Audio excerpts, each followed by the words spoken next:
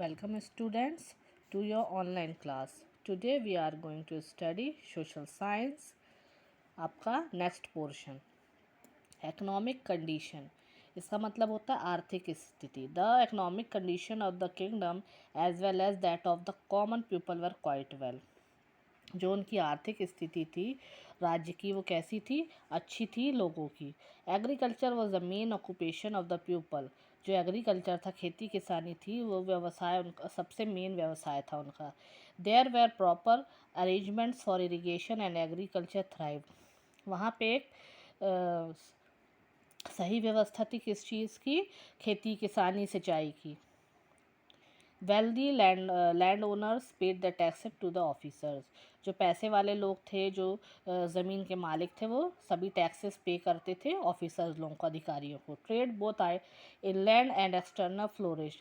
जो व्यापार था अंदर का, जो बाहर जाता था सामान सबका, वो बहुत ही अच्छा फ्लोरिश था, विकसित था. There were no fear of thieves and robbers on the road. कोई भी डर नहीं था चोरों का रोड पर. Traders and merchants could move about freely. जो व्यापारी थे, जो मर्चेंट्स थे, वो क्या थे, फ्रीली वहाँ से अपना सामान ला ले जा सकते थे. Commercial relation were developed with many other countries such as with South East Asian countries. जो व्यवसायी संधि थी वो बहुत ही अच्छे से डेवलप हो गई थी दूसरे देशों के साथ, ख़ास तौर पे दक्षिण पूर्वी एशिया कंट्रीज़ के साथ. Traders and merchants enjoyed a high status in the society. जो ट्रेडर्स व्यापारी लोग थे वो बहुत अच्छे से उच्च स्थिति के स्टेटस इन द सोसाइटी में, समाज में था. They had build their own guild which was known as Manigramam. उन्होंने एक अपना समाज स्थापित किया जिसका नाम क्या रखा, मनीग्रामम. सोर्सेज ऑफ रेवेन्यू, आय का स्रोत. In the Chola administration two main sources of revenue were producers of the land and taxes on the trade. Chola administration में, प्रशासन में दो मेन स्रोत थे. कौन से? रेवेन्यू लेने के, उत्पाद, ज़मीन के उत्पाद में. The village assemblies were interested with the job of collection of taxes and revenue. जो गांव की सभाएं थी वो क्या था, उनको सौंपा गया था ये job, collection of taxes and revenue, tax collect करने का और पैसे कलेक्ट करने का उनको जॉब सौंपा गया था. Out of the revenue collected a huge sum was spent on public welfare services such as construction of irrigational canals, tank, dam, ponds, wells etcetera. जो टैक्स वो कलेक्ट करते थे तो उसका ज़्यादा उसका एक बड़ा अमाउंट किस चीज़ के लिए यूज़ में आता था, लोगों के कल्याण के लिए. जैसे सिंचाई सिंचाई के लिए नहर बनाने के लिए, बांध बनाने के लिए, तालाब, कुएँ, ये सब बनाने के लिए वो यूज़ में लाया जाता था. Salaries of the official and the army were paid from the state treasury. जो ये सैलरी थी जो ऑफिसरों को मिलती थी, अधिकारियों को मिलती थी, वो राजकोष से दी जाती थी. Many magnificent temples were also build during the Chola period. शानदार मंदिर इस पीरियड में बनाए गए. रिलीजियस बिलीफ, धार्मिक विश्वास. The Chola ruler followed a liberal policy of religion through the people were free to follow any religion. Shaivam enjoyed special patronage. The Chola rulers built a large number of temples dedicated to Lord Shiva. ये जो Chola ruler थे वो आज़ाद ख्याल के लोग थे, वह के फ्री थे किसी भी धर्म को मानने के लिए. और विशेष the Chola rulers build a large number of temple. जो चोला रूलर थे उन्होंने एक बहुत सारे मंदिर बनवाए हुए थे. किसको डेडिकेट थे? जो लॉर्ड शिवा को. आर्ट एंड आर्किटेक्चर, कला और आर्किटेक्चर यानी वास्तुकला. The Chola ruler made great contribution to art and architecture. जो चोला रूलर थे उन्होंने बहुत बड़ा कंट्रीब्यूशन दिया किसमें, कला और वास्तुकला में. They build temples according to some basic plan. इसी बेसिक प्लान को लेकर उन्होंने कई टेम्पल्स यानी मंदिर बनाए. There was some distinction from the north Indian style. और इसके लिए उनको कई डिस्टिंक्शन मिले. The chief feature of the Chola temple is the vimana और द टावर. जो उनका चीफ फीचर्स था, जो उनकी विशेषता थी चोला टेम्पल की, वो क्या थी, मीनार. They place the temples in an enclose courtyard. वो टेम्पल्स को कहाँ बनाते थे, संलग्न प्रांगण में. The temples also had huge gateway called gopurams. जो उनके जो टेम्पल्स के गेट थे वो बहुत बड़े बड़े होते थे और उनको क्या बोला जाता था, gopurams. The image of the deity was placed inside the sanctum सैंक्टोरम.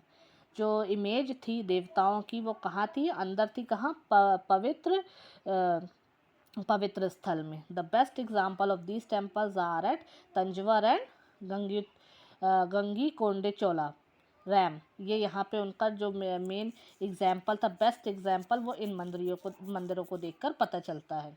They were built by Raja Raja and Rajendra. वो किसके द्वारा बनाए गए? राजा राजा और राजेंद्र के द्वारा बनाए गए। They are architectural marvels. वो किसके बनाए गए थे? स्थापत्य पत्थर के। The Chola are also best known for their metal image and stone sculpture. जो चोला थे वो किस लिए और जाने जाते थे? अपनी मेटल इमेज के लिए और पत्थर के मूर्ति बनाने के लिए। However the South Indian style of temple building is represented by the Pandyan temples.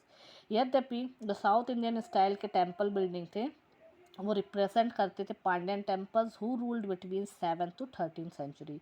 जिन्होंने किस समय रूल किया था? 7 से लेकर 13 सेंचुरी तक। The Meenakshi temple at Madurai build by the Pandyan rulers. जो मीनाक्षी टेम्पल है मदुराई में, वो किसके द्वारा बनाया गया था? पांड्यन रूलर्स के। Is known for distinctive feature, जो विशिष्ट लक्षण के लिए, विशिष्ट कला के लिए जाने जाते हैं। Many craftsman and traders settled around the Chola temple. जो बहुत शिल्पकार थे और व्यापारी थे, वो कहाँ सेटल थे? चोला टेम्पल्स के आजू बाजू। The visual image of Nataraja made in the bronze under the Chola dynasty in the 10th century AD has been found. जो विजुअल इमेज थी नटराज की, वो bronze under the Chola dynasty, Chola राजवंश में 10th सेंचुरी में बनाई गई थी, मिली थी। It continued to be reproduced in metal, stone and other samples even up to the present times. The Chola Nataraj is often said to the supreme statement of Hindu art. जो चोला नटराज थे वो विशेष कथन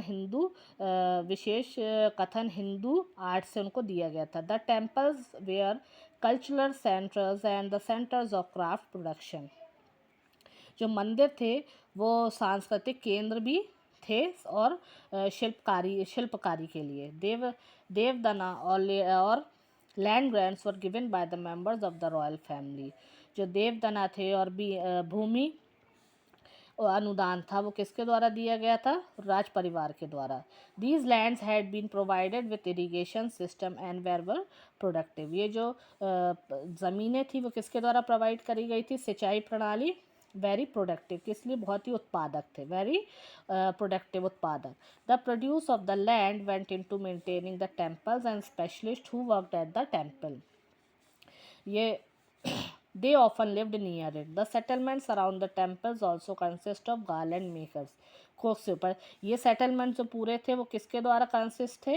गार्लैंड यानी हार बनाने वाले, जो खाना बनाने वाले हैं, स्वीपर्स हैं, गाना बजाने वाले म्यूजिशियन, डांसर्स हैं।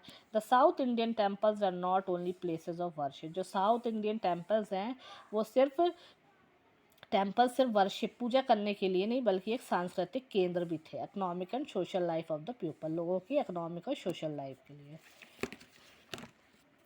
The raths and the shore temple of the Mahabalipuram. Two forms of temple are found in the south. The rock cut, पाए जाते दो तरह के, रॉक कट और structural shrine. The shrines are called raths. The shrines को क्या बोला जाता है? Rath. The famous raths of Mahabalipuram were are built by the king. इसके द्वारा बनाए गए। Narasimhavarman one of the Pallava dynasty, Pallava राजवंश में। Each rath was cut from a huge single massive block of stone. जो एक एक रथ जो कट किया गया किससे? बहुत बड़ी बड़ी मैसिव ब्लॉक ऑफ स्टोन से। एट अ लिटिल डिस्टेंस, थोड़ी दूरी पर, shore temple is situated. Shore temple situated था। It was build by Narasimhavarman two. किसके द्वारा बनाया गया? Narasimhavarman two. Bricks and mortar were use to build the temple. जो ईंटें थे और चूना था वो मंदिर को बनाने के लिए यूज हुआ। Brihadeeswara temple Tanjore. This famous temple is dedicated to lord Shiva. It was build by the famous Chola रूजल Raja Raja one in 1011 AD। It is probably the biggest temple in south India. ये फेमस टेम्पल किसको डेडिकेटेड था? लॉर्ड शिवा को। ये चोला राजा के द्वारा बनाया गया था। कौन क्या नाम था जिनका? Raja Raja one.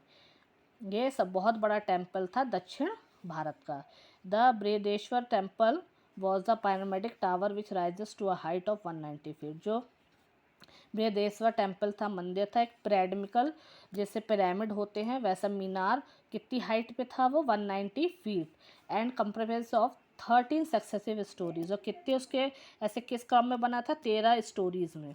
The central shrine of the temple is built on a single block, जो ये श्राइन था, जो मंदिर था, वो किस पे बना था, सिंगल ब्लॉक पे। Of stone and scenes depicting both gods and ordinary mortals are carved on the walls, और क्या उसमें चित्रकारी की गई थी, क्या क्या सीन थे, चित्रण था गॉड्स का, भगवान की और मनुष्य की, are carved on the walls, walls में बनी हुई थी।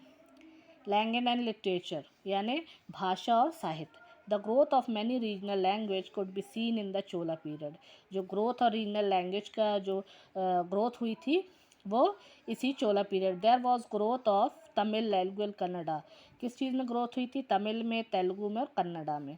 Many literary work were translated into these language, बहुत से साहित्य इन भाषाओं में ट्रांसलेट किए गए थे।